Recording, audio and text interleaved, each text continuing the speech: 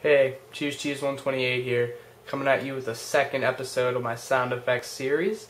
And this time I'm going to come out with my best sound effect, which is a World War II dive bomber, diving on positions on the ground. They can be German, American, I don't know, it's just a dive bomber. The bomb section is going to be in another video, just so I can have more videos and make it look like I can do more sound effects. Haha. So, World War II dive bomber is first.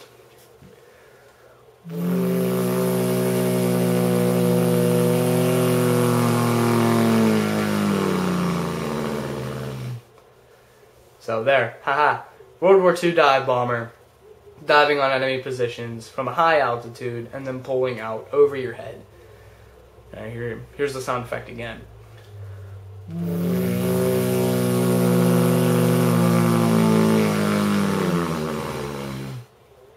I'm still working on the ending, trying to make it sound a little smoother after it just goes like that.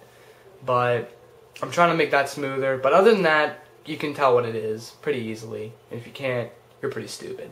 So, World War II dive bomber. More sound effect videos on the way. So, you know, whoever watches them. So yeah, Cheese 128 here, signing off.